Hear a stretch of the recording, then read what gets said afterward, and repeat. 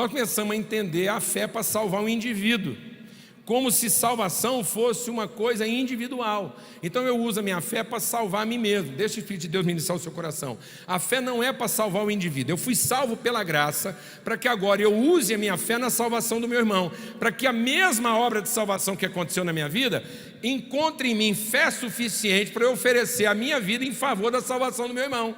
Então a fé não é para mim, amado. A fé é para quem? Fala para quem que é a fé, amado? A fé é para o meu irmão, mano. Glória a Deus, mano. Porque toda vez que eu uso a fé a meu favor, isso não é fé, isso é crença. Por isso que o justo viverá da fé, porque a fé me leva a um compromisso com a justiça. Eu estou sempre preocupado em salvar quem? O próximo. Por isso eu tenho que amar a Deus sobre todas as coisas e amar quem? O próximo. Quem que é o próximo? Você vai aprender uma tradução diferente para próximo hoje. Próximo não é o peta, mas é o seguinte: próximo é aquele que vem depois de mim na minha fé. O próximo é aquele que minha fé alcançou e a quem eu revelei as virtudes do meu pai, e agora ele conhece o pai porque conheceu um filho dele. Glória a Deus, irmão.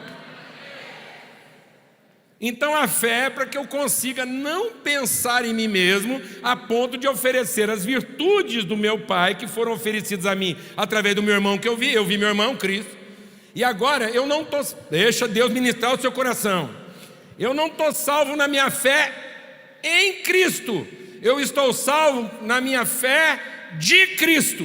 Glória a Deus, irmão. Porque a minha fé de Cristo é a fé que eu tenho em Cristo, e é a fé que eu tenho com Ele. Porque se você está tentando ser salvo só com a fé em, isso não é fé, isso é crença. Porque o que vai te salvar é também ter a fé de Cristo, para que você possa dar a vida pelos seus irmãos do mesmo jeito que Ele deu. Glória a Deus, irmão. Aleluia, irmão. De modo que tem muita gente aí querendo ter fé para Deus livrar ele dos irmãos ruins. Aí ele fica tentando usar a fé de Jesus para ter uma vida mais fácil. Não, amado, você tem que ter a fé de Jesus para conseguir ter a vida difícil, que é amar os irmãos. Glória a Deus. De modo que eu vou te fazer uma pergunta. As virtudes de Deus estão reveladas lá em Efésios. O fruto do Espírito, o que é? Amor. Amor. E é o amor que nos torna maduros. E quais são as manifestações desse amor? Bondade, misericórdia, mansidão, temperança, domínio próprio, longanimidade. Amém?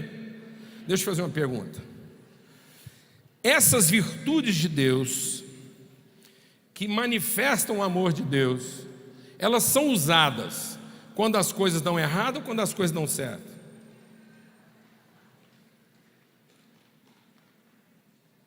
Eu não escutei. Você tem que usar paciência, longanimidade, mansidão, misericórdia, bondade quando as coisas dão errado ou quando as coisas dão certo? É mesmo? Você tem que usar essas virtudes quando a igreja é fácil ou quando a igreja é difícil? Você tem que usar essas virtudes quando o culto é bom ou quando o culto é ruim? Você tem que usar essas virtudes quando o culto é ungido e a banda é maravilhosa e o pregador arrebentou, ou quando o pregador é chinfrim e a banda não vale nada? Quando você tem que usar essas virtudes? Eu não estou escutando. É mesmo, rapaz. Essas virtudes a gente tem que usar quando o irmão ajuda a gente ou quando o irmão faz tudo para atrapalhar a gente? É mesmo. Então parece que a gente tem que ter fé quando o negócio está complicado, não é verdade, mano? Então vou te falar uma coisa, mano. Você só está aqui porque deu errado, viu? Porque se tivesse dado certinho, você não estava aqui não.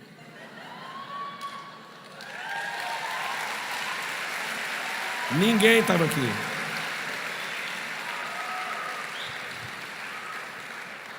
Nós estamos aqui porque o nosso projeto de humanidade deu errado. É preciso que eu entenda isso. Deixa o Espírito de Deus ministrar o seu coração. Pecado não foi ter feito alguma coisa errada. Pecado foi ter a presunção de que daria certo. Vou falar devagar. Pecado não foi o homem planejar alguma coisa errada. Pecado foi o homem imaginar, por presunção, que o projeto que ele criou para o homem daria certo. O seu pecado não foi ter feito alguma coisa errada. Você começou a fazer coisas erradas para salvar um projeto de vida que você achava que dava certo. Você inventou um homem para você e acha que Jesus vem salvar esse homem. Jesus vem salvar esse homem, não, mano. Jesus vem ajudar esse homem a morrer mais depressa. Glória a Deus. A vontade de Jesus é pregar esse homem que você inventou na cruz logo, para poder dar lugar ao homem que Deus criou. E que Ele quer agora formar. Um homem que Ele vai formar na sua maneira de ser. Esse ser humano que revela quem Deus é. Enquanto nós temos uma igreja religiosa querendo virar Deus, nós temos Deus querendo ser homem.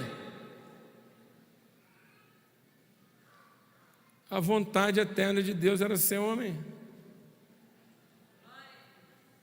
E o diabo veio nos ensinar a querer ser o quê? Qual foi a proposta do diabo para o homem? Não queira ser homem, queira ser Deus. E nós estamos usando toda a nossa crença para tentar ser o quê? Deus. E não usando a nossa fé para ser o quê? O homem que Deus quer que a gente seja.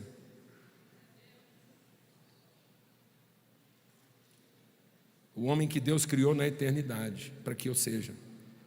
Um homem segundo Cristo. Um homem que não pensa em quem? Em si mesmo, mas tem 100% de compromisso com a vontade de Deus para a vida dele. Por isso, amados, que a nossa vitória contra o diabo e contra o inferno não está no nosso poder, está em nos submetermos a Deus.